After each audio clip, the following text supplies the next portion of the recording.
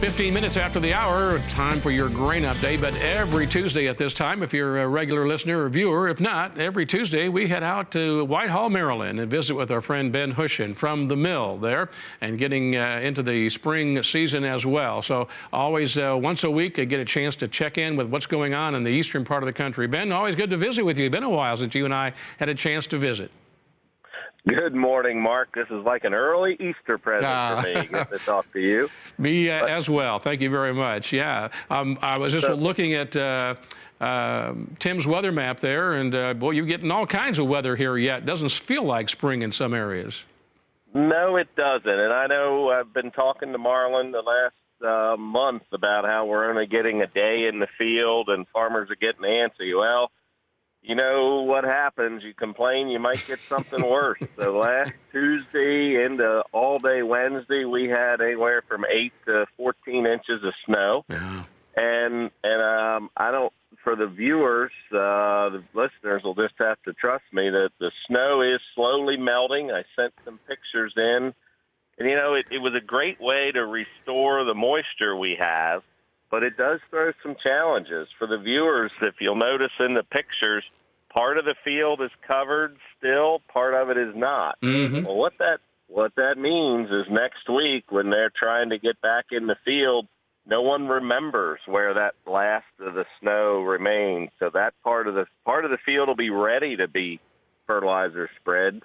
The other part of it's still going to be muddy, and you won't have that snow to let you see that. So great moisture restorer, but it's sure set people's calendars back. Absolutely, yeah. And that's something, remember here, you talk about soil compaction, I guess. That would be, for me, it comes into play. Everybody wants to get in there as soon as they can, or even sooner, if you will. And so some of those tracks will still be there in April, May, if they don't get in there, if they get too soon and it's wet. That is very true, Mark. And the other thing I noticed yesterday, I was down at Larson Sayre's farm in Churchville, Maryland. Mm-hmm. And, Mark, there's no signs of any of his pasture. He has a beef operation. There's no sign of any of that grass turning green. And he is in southern Harford County.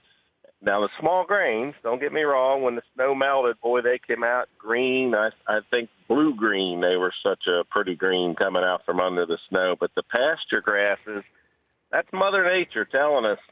I know the calendar says March 27th, and last couple of years you've been doing all kinds of things in fields, but it's Mother Nature is definitely running behind schedule in our part of the world. I see, yeah. I've got some pictures there as well. Those of you listening in on rural radio, Ben's send us some pictures here of cattle out there, and it's looking brown there, looking like November, December.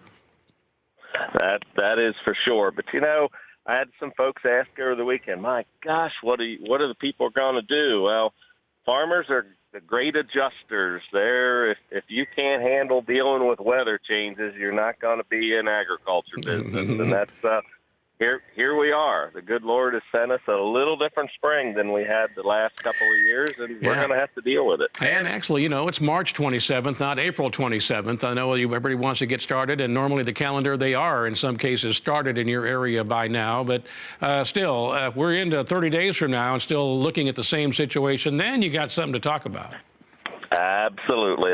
That's when we'll be taking lots of Rolaids on a daily basis if it continues, that's for sure. Real quick before we leave you here, fertilizer needs here to get this soil in condition. For those who haven't thought about that, Ben, they still need to get that done before get those planters rolling.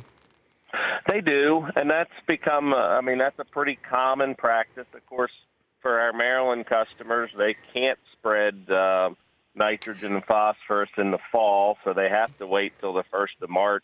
Right. And I haven't done the math. I'll do that for next Tuesday. I don't think we've had 5 days that the fields have been fit the entire month of March. So there's a lot of fertilizer to be spread, a lot of folks that need to get it out. There's no negatives as far as agronomics. It doesn't need to be out there by a certain date in March, but it's just one of those, you got to check it off the list. Very good.